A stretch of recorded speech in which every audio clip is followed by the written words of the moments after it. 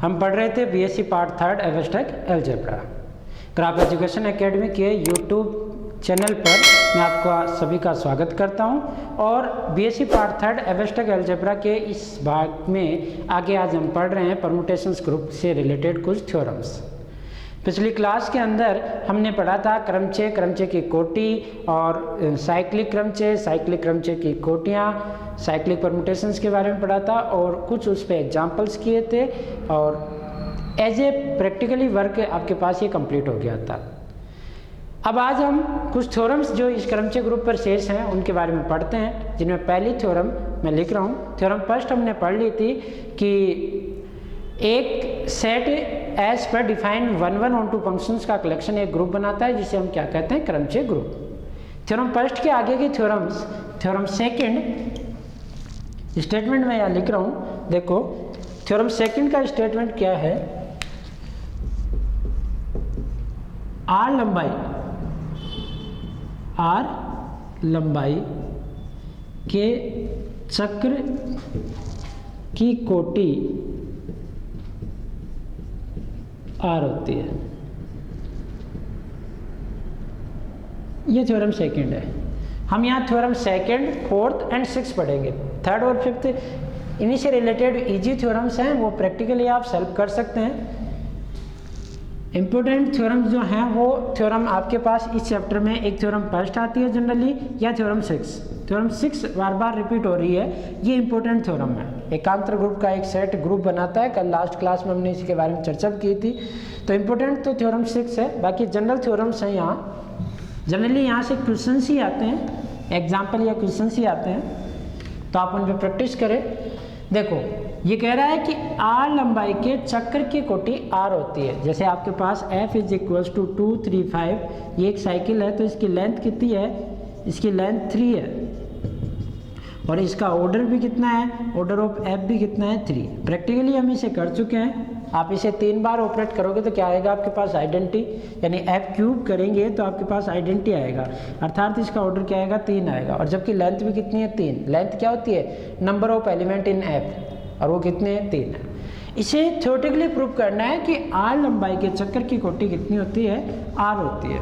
यानी एक चक्कर लेते हैं हम और उस चक्कर की कोटि क्या करते हैं हम, उसकी लंबाई आर लेंगे और कोटि को भी क्या सिद्ध करेंगे, आर सिद्ध करेंगे। तो सॉल्यूशन देखें, प्रूफ या सॉल्यूशन देखो। माना समुच्चय, एक समुच्चय ले लेते हैं, S is equals to x1, x2, x3 dot dot xn पर परिभाषित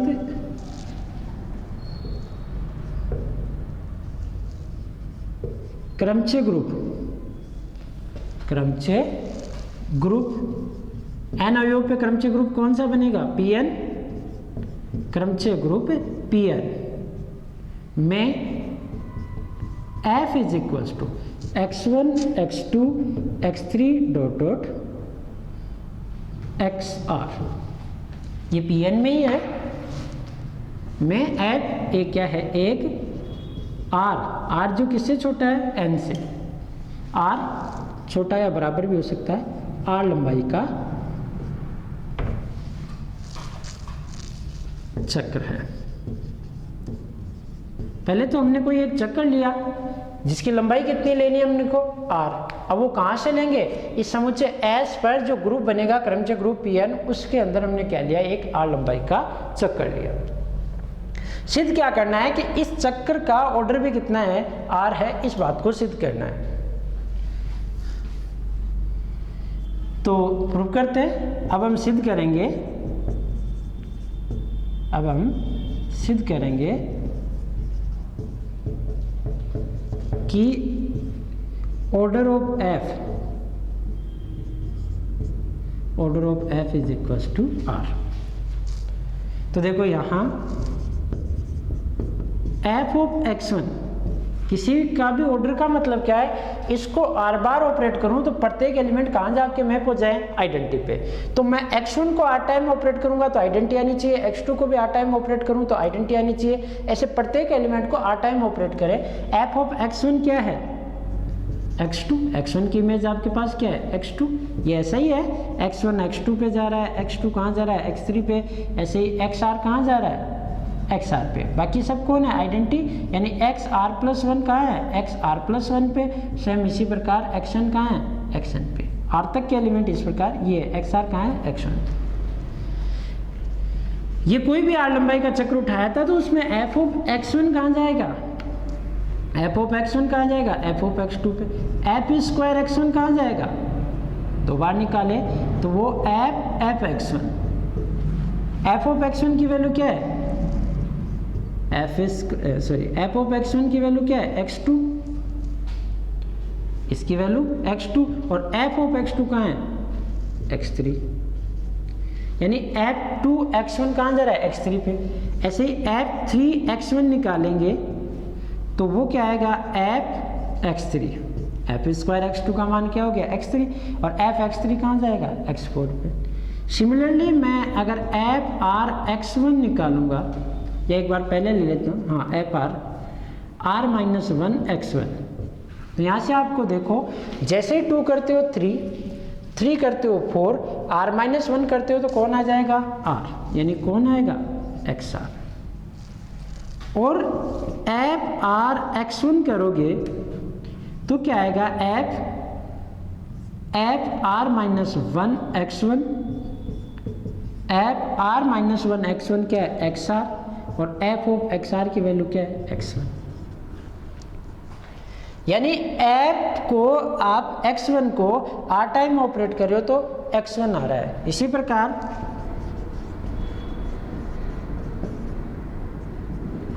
f x2, इसका मान क्या आएगा, x3।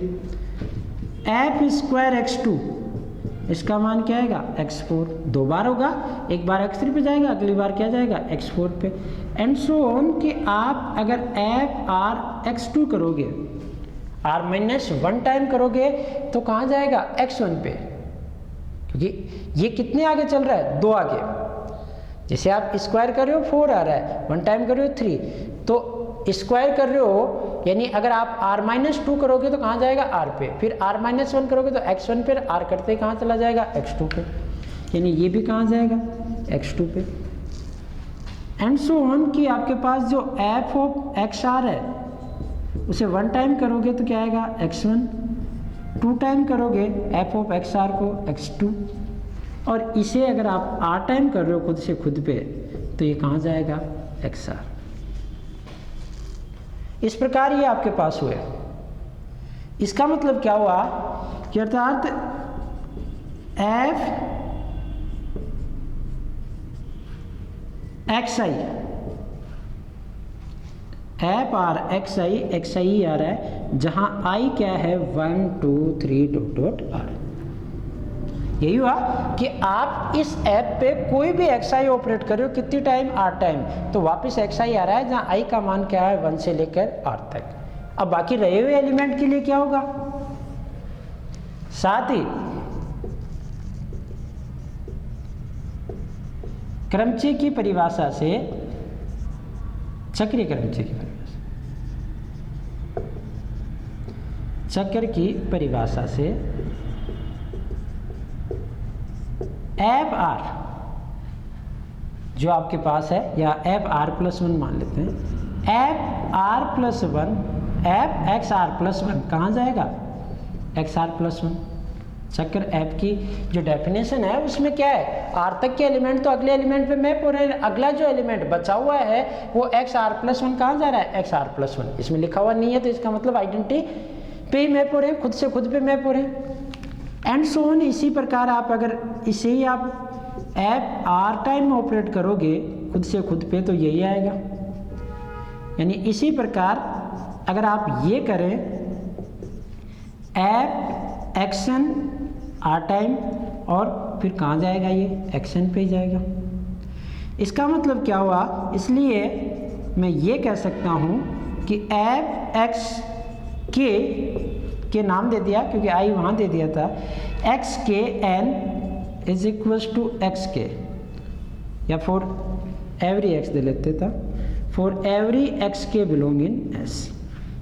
एस के प्रत्येक एलिमेंट, यानी जहाँ के का मतलब क्या हो गया, जहाँ के कहाँ है 1 2 3 डॉट डॉट कहाँ तक जाएगा, एन तक। एस के प्रत्येक एलिमेंट के लिए क्या हो रहा है कि वो एलिमेंट खुद से खुद पे मैप हो रहा है। कब, जब उसे एन टाइम ऑपरेट कर रहे हो। यानी ये कह दूं कि ऐप को एन टाइम ऑपरेट कर रहा हूँ तो कौन आ रही है, आइडेंटिटी। इसका मतलब क्या हो गया, order of F is equals to क्या हो गया, एन, सही, इज इक्वल्स टू चक्कर की लंबाई।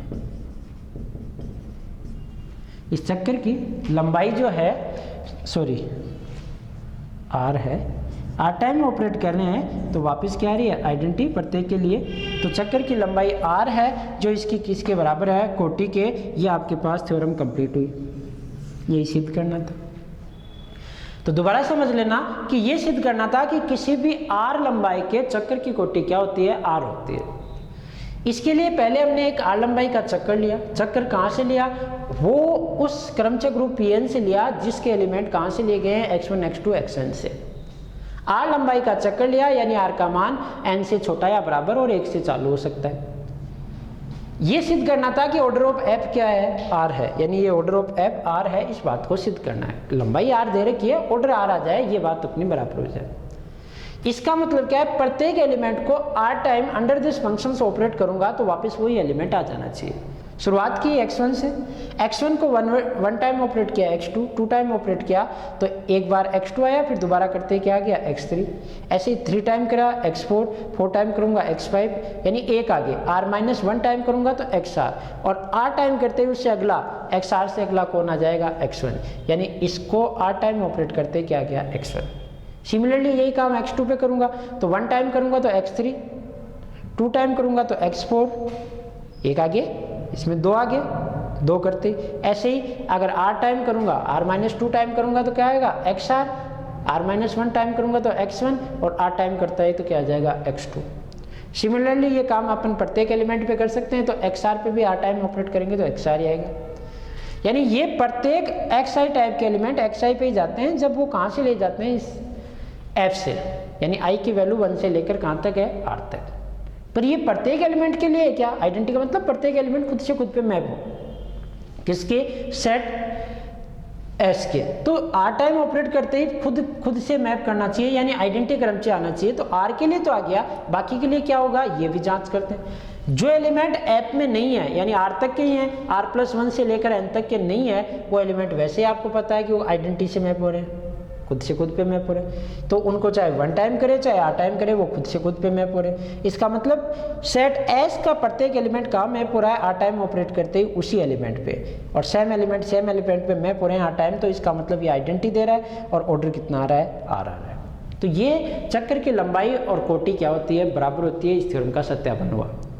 नेक्स्ट, ये थ्योरम 2 थी। नेक्स्ट थ्योरम देखें, आप लिख लिया होगा,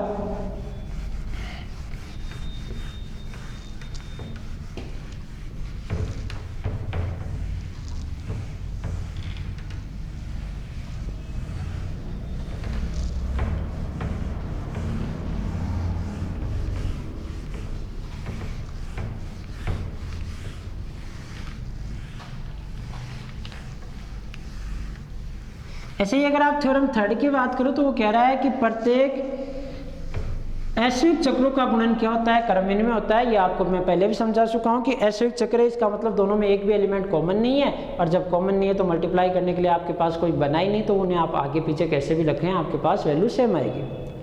थ्योरम 4 की चर्चा करें हम तो देखो वो क्या है, थ्योरम ये है कि 4th लिख ले स्टेटमेंट, प्रत्येक क्रमचय को ऐसयुक्त चक्रों के गुणन के रूप में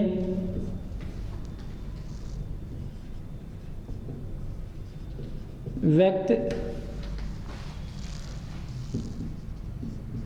किया जा सकता है। ये क्या कहा कि प्रत्येक क्रमचय को ऐसे चक्रों के गुणन के रूप में क्या किया जा सकता है, व्यक्त किया जा सकता है। इस बात को हम क्या कर रहे हैं, सिद्ध कर रहे हैं। तो देखिए इसका प्रूफ, ऐश्विक चक्रों के रूप में व्यक्त किया जा सकता है। इसका मतलब क्या है कि क्रमचय को, जैसे एक क्रमचय लिया अपन ने कि f इज इक्वल टू 2 3 3 4 और 4 2 5 6 6 5, ये इस प्रकार का, और ले लेते हैं इसमें 1 1। तो आप इसे चक्रीय रूप में कैसे लिख सकते हो, 2 की मैप 3 3 की मैप 4 4 की वापस 2 5 की मैप 6 6 की मैप 5 और 1 1 पे आप देखोगे तो इन तीनों में आपस में कोई भी कॉमन नहीं है, और आपस में कोई नहीं है तो इसका मतलब क्या हुआ कि इस क्रमचय को ऐसे तीन ऐसे चक्रों के गुणन के रूप में हम क्या कर सकते हैं, डिनोट कर सकते हैं। इस बात को क्या कर रहे हैं, सिद्ध कर रहे हैं। तो देखो कैसे सिद्ध करते हैं। गणितीय आगमन सिद्धांत से हम इसे क्या करने जा रहे हैं, सिद्ध करने जा रहे हैं। सिंपल सी थ्योरी की मैथमेटिकल इंडक्शन मेथड से हम इसे क्या कर रहे हैं, सिद्ध कर रहे हैं, जिसमें आप जानते हो कि n बराबर 1 या 2 के लिए वो सत्य हो तो k के लिए सत्य मान के k प्लस 1 के लिए उसे क्या कर दो, सत्य सिद्ध कर दो। तो माना पहले तो समुच्चय S मानते हैं, S is equals to x1 x2 x3 dot dot xn एक n संकेतों का समुच्चय है। ये एक n संकेतों का क्या है, समुच्चय है। दी गई प्रमेय को, उपरोक्त प्रमेय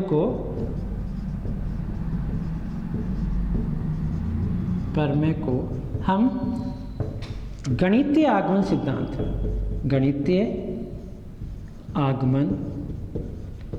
सिद्धांत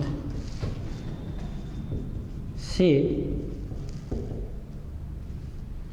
प्रूफ, यानी गणितीय आगमन सिद्धांत से सत्यापित करेंगे।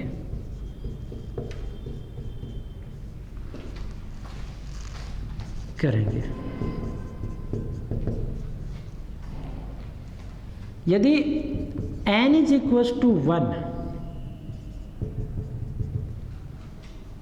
अर्थात s इज इक्वल्स टू कैसा हो, x1 एक ही फंक्शन हो तो क्रमचय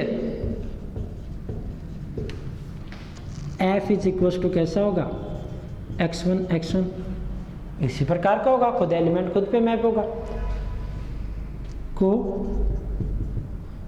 चक्रीय रूप f is equals to x1, simply ऐसे लिख सकते हैं, के रूप में लिखा जा सकता है।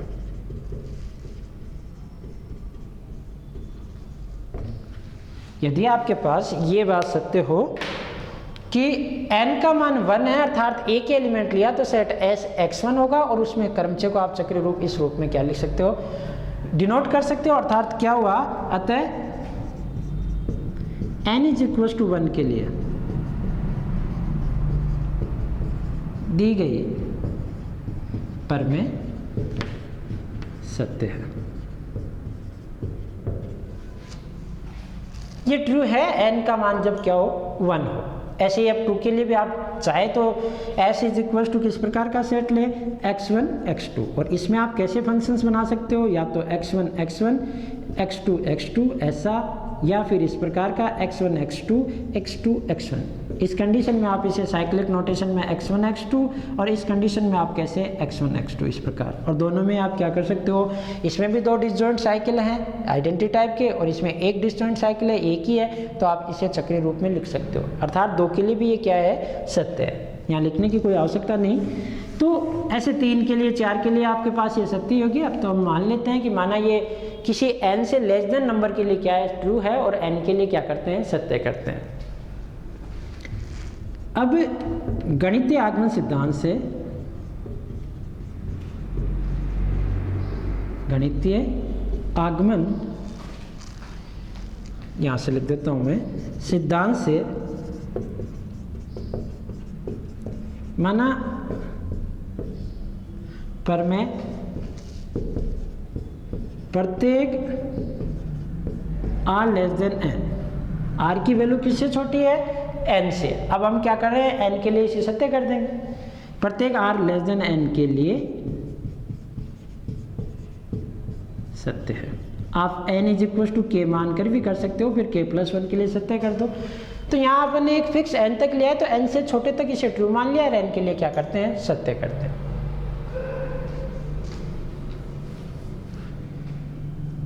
अब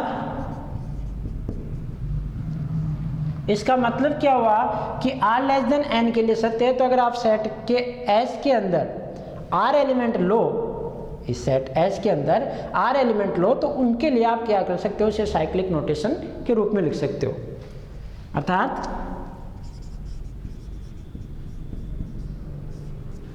मैं ले लेता हूं, अब सेट ऐसे ले लेता हूं। अब S is equal to x1 x2 x3 dot dot xn के लिए एक क्रमचय, जिसको नाम दे देता हूं f इस प्रकार होगा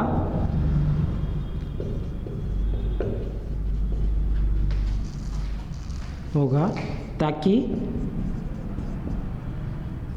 f ऑफ x1 कहाँ जाएगा, x2 पे, f ऑफ x2 कहाँ जाएगा, x3 पे, और f of r-1 sorry r-1 यानी xr-1 कहाँ जाएगा, xr पे, और f ऑफ xr कहाँ जाएगा, x1 पे।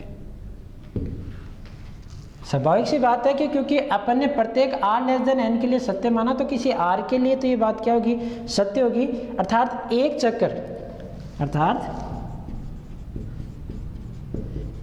चक्र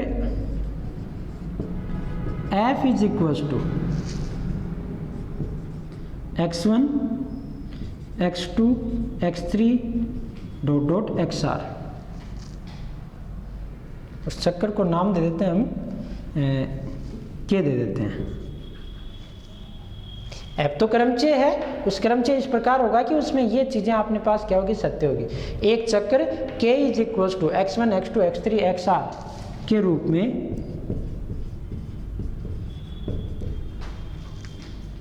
एफ में अवश्य होगा। ये बात सत्य है क्या?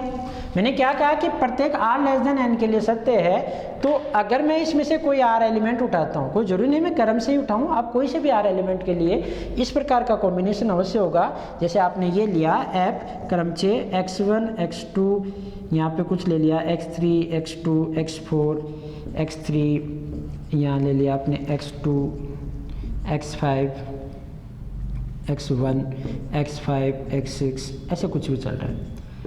अब इसमें पूरे n एलिमेंट है। अब ये कह रहा है कि r लेस देन n के लिए सत्य है। अर्थात अगर कोई 4-5 एलिमेंटों का अपन इसमें एक चक्र k जैसे मैंने बनाया, k इस प्रकार का है, x1 x2 पे मैप हुआ, x2 x1 पे मैप हो गया, ये एक चक्कर मिल गया। ऐसे ही और चक्कर मिल सकते हैं इसमें, जैसे कि x1 x2 पे हो गया, x2 x1 पे हो गया, यहाँ x4।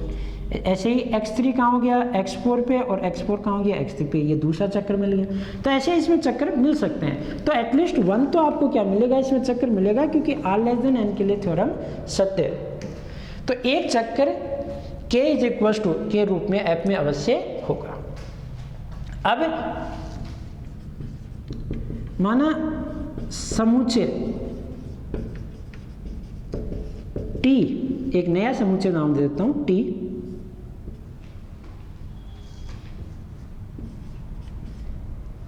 क्यों लिया t, इसके बारे में समझ जाओगे अभी आप। एक समुच्चय t जो इस प्रकार का है कि s minus x1 x2 x3 dot dot xr, ये r एलिमेंटों पे तो आपके पास एक चक्कर मिल गया। तो इनको तो हमने क्या कर दिया, s से हटा दिया। तो s माइनस टी क्या, उसमें n से तो कम एलिमेंट होंगे। एक समुच्चय t s is equal to इस रूप में, के रूप में है,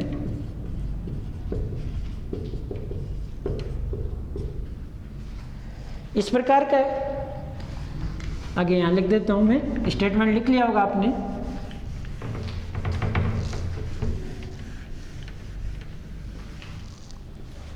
इतनी बात दोबारा समझ लेना। ये सिद्ध करना था कि किसी भी क्रमचय को ऐसे चक्रों के गुणन के रूप में हम क्या कर सकते हैं, व्यक्त कर सकते हैं। माना एक समुच्चय S लिया जो n संकेतों का समुच्चय है, इसके ऊपर आप कोई भी क्रमचय बनाओगे, उस क्रमचय को ऐसे चक्रों के रूप में लिख सकते हैं। इस बात को क्या करना है, सिद्ध करना है। S में कितने एलिमेंट है यहाँ डिफाइन नहीं किया था, इसलिए अपन अगर S को गणितीय आगमन सिद्धांत के रूप में लेके करें, अर्थात जब S में एक ही एलिमेंट ले तो आपके पास क्रमचय इस प्रकार का, चक्रीय रूप में इस प्रकार लिख सकते हैं। अर्थात n = 1 के लिए दी गई थ्योरम आपके पास क्या है, ट्रू है। नेक्स्ट, अगर ये 1 के लिए ट्रू है तो 2 के लिए भी ट्रू हो जाएगी, आप रैंडमली कर सकते हैं। तो माना गणितीय आगमन सिद्धांत से प्रत्येक r n के लिए क्या है, सत्य है। कोई भी r n आपने लिया, उसके लिए क्या कर रहे हैं, सत्य मान लिए। अब r का मान जब n हो जाए तब भी ये बात सत्य है, इस बात को सिद्ध कर देंगे तो ये गणितीय आगमन सिद्धांत से प्रत्येक नेचुरल नंबर के लिए क्या हो जाएगी, सत्य हो जाएगी। सत्य है इसका मतलब इस बात को यूज लेंगे हम कि n से छोटे अगर सेटों का एलिमेंट ले इस S का, तो उसके अंदर आप क्या कर सकते हो, एक चक्कर प्राप्त कर सकते हो। तो अब S के लिए एक क्रमचय, इस बात के हिसाब से कि इस S के लिए क्रमचय f इस प्रकार का अवश्य होगा, ताकि x1 x2 पे, x2 x3 पे कोई भी आपने, मैंने x1 से लिया, आप x2 से भी चालू कर सकते हो। इस प्रकार का अवश्य होगा जो इस प्रकार की मैपिंग दर्शाएगा, चक्कर जैसे। अर्थात एक चक्र जो k x1 x2 x3 ... xr के रूप में f में क्या होगा, अवश्य होगा। और अब मैं समुच्चय बना रहा हूं t, सही। तो t के अंदर अपने पास क्या है, एलिमेंट s माइनस इस प्रकार के हैं।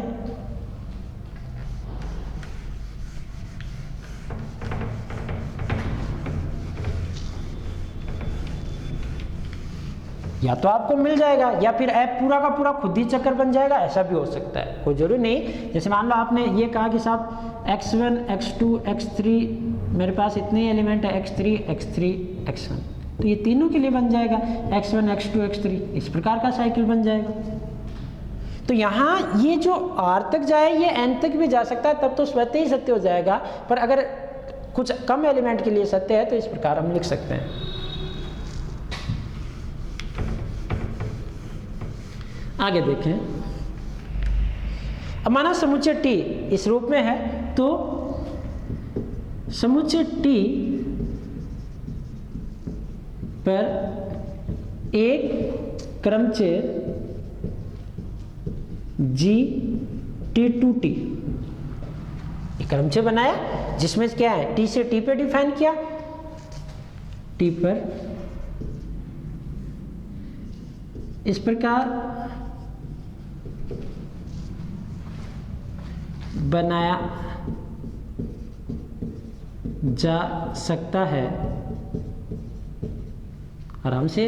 भाई ये क्रमचय इस प्रकार होगा, बनाया जा क्या सकता है, इस प्रकार होगा जिसमें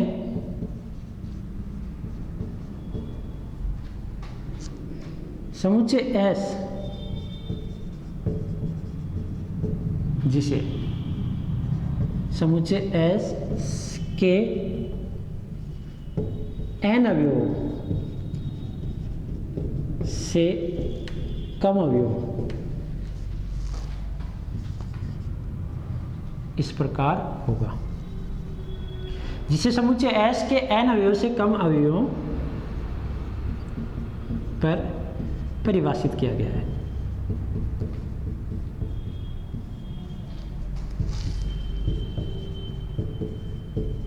देखो क्या कहा मैंने कि T है, T में S से तो कम एलिमेंट है ना, और T में तो S में तो कितने एलिमेंट है, n, n में से आपने R एलिमेंट हटा दिए, R की संख्या कितनी भी हो सकती है, तो इससे तो कम एलिमेंट है, इससे कम एलिमेंट है और S से कम अवयवों पर क्या किया है, इसे परिभाषित किया है। ये क्रमचय बनेगा, खुद से खुद पे आपने एक एक अच्छा तक बनाया तो ये क्रमचय आसानी से ऐसा होगा जिसमें S से कम अवयवों के, जिसे समुच्चय S से कम, S के n अवयवों से कम अवयवों पर क्या है, परिभाषित किया है। तथा r n के लिए पर में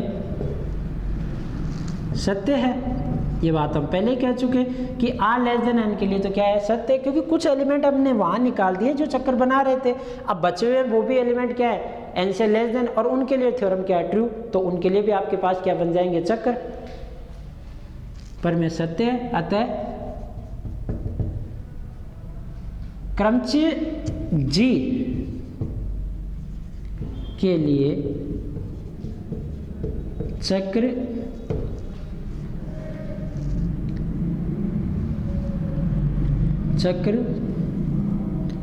उनको नाम देता हूँ alpha 1, alpha 2, alpha 3 dot dot alpha के, कितने भी हो सकते हैं। ये ध्यान रखें कि वो किससे लेस देन है, एन से, एन से तो कम ही होगा। इस प्रकार होंगे ताकि G is equals to alpha 1, alpha 2, alpha 3, alpha 4 dot dot alpha k. ये सब साइकिल है, यानी अल्फा 1 का मतलब कैसे, ऐसे जैसे 1 2 या 1 कोई भी साइकिल, कुछ एक साइकिल यहाँ निकल गया, बाकी ये साइकिल है। इसका मतलब क्या है, मैं ये कह सकता हूँ ये G हुआ जो किस पे, सेट T पे, और ये F किस पे था, सेट S पे। F पूरा नहीं लिखा था, R एलिमेंटों के लिए यहाँ लिखा गया था, बाकी एलिमेंटों के लिए आपके पास यहाँ कोई परिभाषित नहीं था। ये भी कोई जरूरी नहीं कि R कहाँ तक जा रहा है। तो अतः समुच्चय S पर परिभाषित क्रमचय F जो कैसे था, S to S को निम्न प्रकार लिखा जा सकता है। F जो क्रमचय था वो कैसा, K, R एलिमेंटों से तो कौन बन गया, K, बाकी शेष एलिमेंटों से कौन है, ये alpha 1 O alpha 2 dot dot alpha r, या ऐसे लिख दो K का मतलब क्या है, x1 x2 dot dot x are, और बाकी बचे हुए alpha 1 alpha 2 alpha r. O का मतलब वो संक्रिया, कंपोजिशन ऑपरेशंस, ये F, और ये सब क्या है, ऐसे चक्र।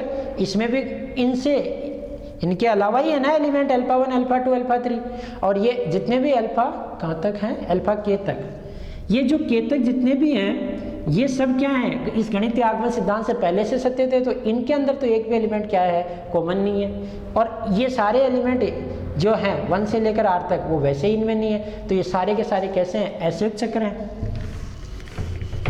तो नीचे लिख सकते हैं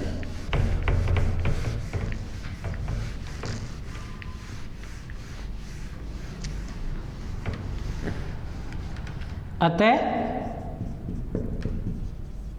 क्रमचय F को ऐसे